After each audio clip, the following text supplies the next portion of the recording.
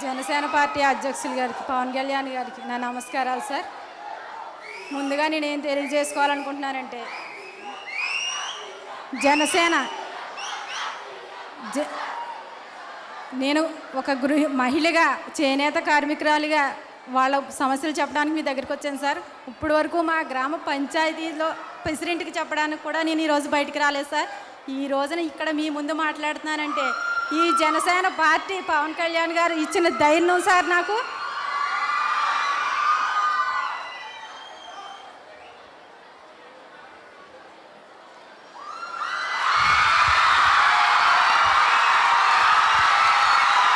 Sir main మా సమస్యలు ఏంటంటే, మా గ్రామంలో ఒక 80 కుటుంబాలు ఉన్నాయి సార్. 80 కుటుంబాలు ఉన్నాయి సార్. మా గ్రామంలో ఒక 20, మేము విలస గ్రామం నుంచి వచ్చాను సార్. ఒక 80 కుటుంబాలు ఉన్నాయి సార్. ఈ చేనేత పని చేసుకుంటూ బతకలేక ఒక 20 కుటుంబాలు మా గ్రామం విడిచి వెళ్ళిపోయినాయి సార్. ఈ వృత్తి ఒక భార్యాభర్త చీర నెయ్యాలంటే 2 రోజులు టైం పడుతుంది సార్. ఒక 2 రోజులు టైం పడుతుంది సార్ ఒక చీర నెయ్యడానికి. దానికి మాకు వాళ్ళు ఇచ్చేది 200 రూపాయలు సార్. వాళ్ళు మా దగ్గర కొనుక్కొని పట్టుకెళ్ళి 1000-1500 షాపుల వాళ్ళు అమ్ముకుంటారు సార్. మాకు రోజుకి కనీసం 50 రూపాయలు కూడా కిట్టట్లేదు సార్. భార్యాభర్తకి ఇద్దరికి 50 రూపాయలు కిట్టుతుంది సార్. ఎంత దారుణంగా ఉందంటే ఈ చేనేత కార్మికులు చాలా సార్. వయసు వచ్చిన పిల్లల్ని చదివించుకునే ఓపిక లేక, పెళ్లి చేసే ఓపిక లేక వాళ్ళని ఇతర షాపుల్లోకి పనులకి పంపిస్తున్నాం సార్. వేరే వాళ్ళ ఇళ్లల్లో పనులకి పంపిస్తున్నాం సార్, మనసు చంపుకొని. రైతులు ఎంత దీనస్థితిలో ఉన్నారో ఈ చేనేత కార్మికులు కూడా అంతే దీనస్థితిలో ఉన్నారు సార్. ఒకటి సార్ మీకు తెలియజేస్తున్నది, నాకు నిజంగా నేను ఇంటిలోంచి బయటకు రాను మహిళని ఈరోజు ఇక్కడికి వచ్చి ఇలా మాట్లాడుతున్నానంటే మీ ధైర్యమే సార్. మీ జనసేన ఒక 50 సంవత్సరాల వయసు అందరికీ ప్రభుత్వ ఉద్యోగాలకు 60 సంవత్సరాలకి రిటైర్మెంట్ ఉంటుంది సార్. వాళ్ళకి సగం జీతం వచ్చేస్తుంది, వాళ్ళు బతికేస్తున్నారు. ఈ రైతుకి, ఈ కార్మికులకి చచ్చిపోయే వరకు కూడా పని చేస్తూనే ఉండాలి సార్.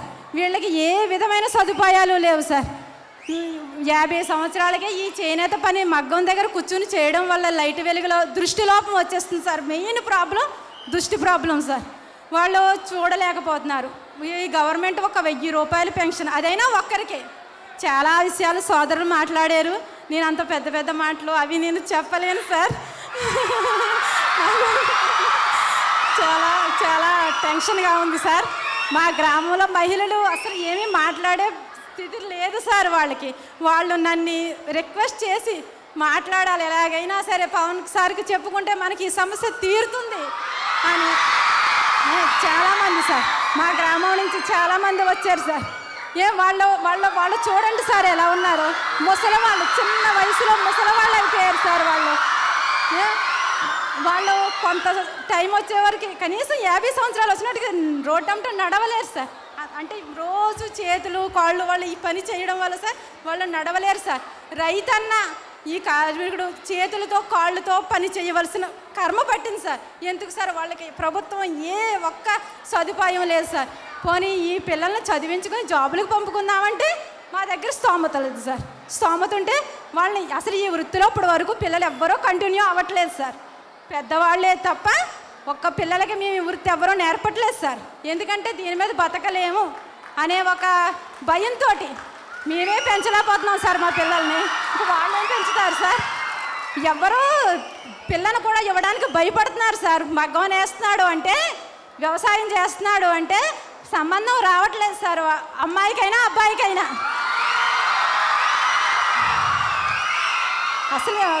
అసలు మాట్లాడడానికి కూడా అర్హత లేదు సార్. ఎందుకంటే మగ్గం చేస్తాడా, వ్యవసాయం చేస్తాడా, అస్సలు 10 ఎకరాలు ఉండేవ్వండి. ఈ కార్మికుడు 10 వీడికి ఆస్తున్నా సరే ఈ మగ్గం దగ్గర కూర్చుంటే వాడికి అస్సలు పిల్లని ఇవ్వడానికి కానీ, ఈ పిల్లని తీసుకెళ్ళి వాళ్ళ ఇంట్లో పెట్టుకోవడానికి కానీ అస్సలు ఇష్టపడట్లేదు సార్. వేరే వాళ్ళ ఇంట్లో మేము ఎక్కువ పనులు వయసు చచ్చిపోయి మేము సగం చచ్చి చేయించుకుంటున్నాం సార్. మా ఊళ్ళో జాబులు చేసి చదువుకున్న వాళ్ళు కూడా అమలాపురం షాపుల్లో పని చేస్తున్నారు సార్. అమలాపురం షాపుల్లో చాలా షాపుల్లో రోజు వాళ్ళు ఒక జాబ్కి వాళ్ళు ధైర్యంగా వెళ్ళి జాబ్ చేసే హక్కు ఉంది సార్. కానీ వాళ్ళ తల్లిదండ్రుల దగ్గర స్తోమత లేక ఈ రోజున అమలాపురం షాపుల్లో చాలామంది పనిచేస్తున్నారు సార్. తర్వాత ఒకటి సార్, 50 సంవత్సరాలు వచ్చాక వాళ్ళకి కళ్ళు కనిపించవు, ఏమీ చేయలేని పరిస్థితి. వాళ్ళు ఏదో రోడ్లంట అటు ఇటు తిరగటం తప్ప వాళ్ళకి జీవనోపాధి అంటూ ఇంకేమీ లేదు. ఇది చేయలేరు సార్, ఇంకో పనికి వెళ్ళలేరు. వాళ్ళ పరిస్థితి 1000 రూపాయలతో బతకలేకపోతున్నారు సార్. మేము ఈ నేచిన చీర 200కి ఇచ్చి వాళ్ళు ఎక్కువగా అమ్ముకుంటుంటే మాకు ఎంత బాధ కలుగుతుందంటే ఇది ఎంత దారుణం అని మేము కుటుంబం కోసం ఆలోచిస్తున్నాం తప్ప మేము ఇంక ఏం చేయాలి. కానీ స్వాతంత్రం వచ్చి ఇన్ని సంవత్సరాలు అయింది సార్, ఎన్నో ప్రభుత్వాలు మారినాయి, కానీ ఈ చేనేత కార్మికుల గురించి మాట్లాడే అవకాశం ఏ పార్టీ ఇవ్వలేదు సార్. ఈ రోజున జనసేన పార్టీ పవన్ కళ్యాణ్ గారు, ఈ జనసేన పార్టీ పవన్ కళ్యాణ్ గారే ఇచ్చారు సార్. నేను ఒక పంచాయతీ ప్రెసిడెంట్తో మాట్లాడదామంటే ఎందుకమ్మా ఇక్కడికి వచ్చా, వెళ్ళిపో అన్నాడు సార్ ఒక విషయం మీద. ఈ రోజున నేను ఇంతమంది ముందు మీ ముందు నేను అస్సలు అనుకోలేదు సార్, మాట్లాడాను సార్. ఒక ప్రెసిడెంట్ సార్. మళ్ళీ ఒక విషయం సార్, ఒక గృహం కట్టుకుందామంటే ఇంటిని బట్టి లోన్ ఇస్తాడు సార్. 1,50,000 లేకపోతే 1,50,000కి 15,000 రూపాయల లంచం తీసుకుంటున్నారు సార్ అధికారులు. 1,00,000 రూపాయలకి 10,000, 1,00,000 రూపాయలు ఇస్తే 10,000 సార్. 1,50,000కి 15,000, అందులో ఏ డౌటు లేదు సార్. అధికారులు కంపల్సరీ తీసుకుంటున్నారు సార్. మళ్ళీ 6 విడతలుగా ఇస్తున్నారు సార్ ఈ సొమ్ము. వాళ్ళు ఇచ్చే 1,50,000 6 విడతలు సార్. మీ పునాది లెవెల్లో ఆపేయాలంటున్నారు సార్. పునాది లెవెల్లో ఆపకుండా మా దగ్గర ఒక కుంచుడు భూమి అనుకోండి సార్, మీ ఇల్లు కట్టుకుందాం అనుకుంటున్నాం, వేరే వాళ్ళు పంచన పడి ఉంటున్నాం, ఇల్లు మొదలు పెడుతున్నాం. పునాది లెవెల్లో ఆపకపోతే కనవా 2 లెవెల్స్ డబ్బులు మీకు రావు, ఫస్ట్ విడత రావాలంటే అక్కడికి ఆపేయండి అంటున్నారు సార్. పునాది లెవెల్లో కొన్నాళ్ళు ఆపుతున్నాం సార్. మళ్ళీ ఇంటర్ లెవెల్ వస్తుంది సార్. ఇంటర్ లెవెల్ వచ్చాక 2వ విడత ఇస్తున్నాడు సార్. మళ్ళీ 3వ విడత రావాలంటే మీరు స్లాప్ వేయకూడదు, ఆపేయాలంటున్నారు సార్. ఈ లోల మేము అప్పు చేసుకున్నాయో దాచుకున్నాయో ఈ ఆస్తి అమ్ముకున్న డబ్బులో ఇంకొక వచ్చి అయిపోతున్నాయి సార్, ఉండట్లేదు సార్. పైగా స్లాప్ వేస్తున్నాం సార్. అప్పటికి 3 విడతలు మాత్రమే మాకు వస్తున్నాయి సార్. 6 విడతల కింద ఇస్తున్నారు సార్. ఈ ఇచ్చే డబ్బు 1,50,000 అయినా 1,00,000 అయినా 6 విడతలు సార్. అది తక్కువ టైం, 10 నెలలు దాటిస్తున్నారు సార్. తర్వాత ఇంత కష్టపడి ఇల్లు కట్టుకున్నాక ఈ ఎమ్మెల్యేలు వీళ్ళు అడావిడి సార్. ఏంటో వాళ్ళ సొంత డబ్బుతోటి మాకు ఇల్లులు కట్టించినట్టు అక్కడ వాళ్ళ హంగామా చూస్తుంటే వాళ్ళ సొంత డబ్బుతోటి మాకు ఇల్లులు కట్టించినట్టు వాళ్ళు అడావిడి సార్. వాళ్ళ రిబ్బన్ కటింగ్లు, వాళ్ళ దండలు వేయించుకోవడాలు సార్. మీరు ఒకటి చెప్పారు సార్, మొన్న దేనికో చంద్రబాబు నాయుడు గారు చెక్కిస్తూ సొంత సొమ్ము ఇచ్చినట్టు స్పోజ్ ఇచ్చాడని సార్. అంతకన్నా ఎక్కువ బిల్డప్లు ఇస్తున్నారు సార్ ఇక్కడ నాయకులు. తర్వాత సార్ లోకేష్ ఇసుక మాఫియా అన్నారు సార్. అలాగే లోకేష్ వీధి లైట్ల మాఫియా ఒకటి ఉంది సార్. మా గ్రామంలో వీధి లైట్లు వేస్తే 6 నెలలు ఎలగలేదు సార్. లైట్లు వేసిన నెలలకి ఆరిపోయినాయి సార్. కంప్లైంట్ చేశాం సార్. ఎవరికి? సెక్రటరీ గారికి, ప్రెసిడెంట్ గారికి కంప్లైంట్ చేస్తే అబ్బే విజయవాడలో ఉంది సిస్టమ్, విజయవాడలో ఉంది సిస్టమ్, లోకేష్ గారు అధ్యక్షులు అక్కడి నుంచి రావాలి,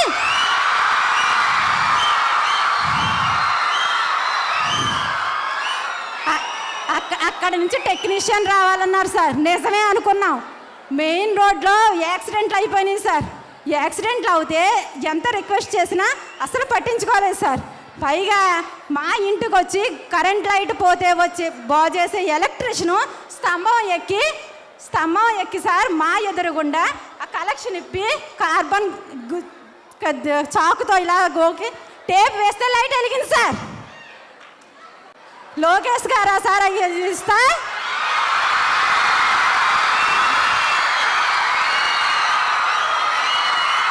చెప్పండి సార్. నాకు ఈ చంద్రబాబు నాయుడు గారు అవినీతి నిజం సార్. నిజం సార్. మీ స్పీచ్ విని మీరు ఇలా మీ స్పీచ్ వల్ల నాకు ఒక ఇంట్లో ఉండే ఒక మహిళకి ఇంత ధైర్యం వచ్చింది అంటే నిజం సార్. నిజంగా చెప్తున్నాను. నేను నిజంగా చెప్తున్నాను సార్. ఇంత ధైర్యం వచ్చిందంటే ఒక్క జనసేన పార్టీ వల్ల. పవన్ కళ్యాణ్ గారి వల్లే వచ్చింది సార్. సార్ మీరు మీ కుటుంబాన్ని వదులుకొని ఇన్ని రోజులు ఇలా తిరుగుతున్నారంటే ఆస్తులు సంపాదించడానికా సార్? వాళ్ళు మాత్రం నాయకులు అవ్వడానికి మా ఇంటి చుట్టూ తిరుగుతారు సార్ ఓట్లకి. ఓటు వేసిన తర్వాత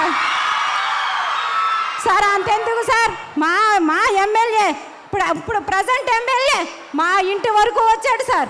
ఎమ్మెల్యే అయిన తర్వాత కారుల్లో తిరగటం తప్ప ఏ సమస్యకి ఆయన పరిష్కారం చూపలేదు సార్. నేను ధైర్యంగా చెప్తున్నాను సార్ ఈ మాట. అడగచ్చు సార్ ఆయన్ని నిలబెట్టి, నేను వస్తాను సార్ ఆయన్ని అడగడానికి కూడా. నాకు భయం లేదు సార్, భయం లేదు సార్.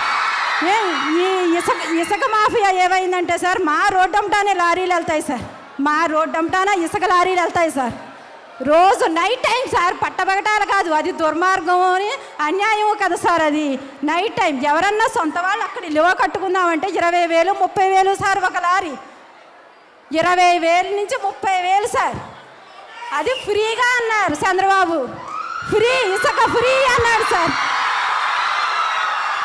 ఫ్రీ కాదు సార్. ఎక్కడ యాక్సిడెంట్ నైట్ టైం వెళ్ళడం వల్ల, ఈది లైట్లు లేకపోవడం వల్ల యాక్సిడెంట్లు అవి చనిపోతే సార్, ఒక్క పూట ఆపడమే తప్ప మళ్ళీ నెక్స్ట్ నుంచి స్టార్ట్ అయిపోయాయి సార్. వాళ్ళు డబ్బుతో కొనేసి, ప్రాణాన్ని డబ్బుతో కొనేసేవారు సార్.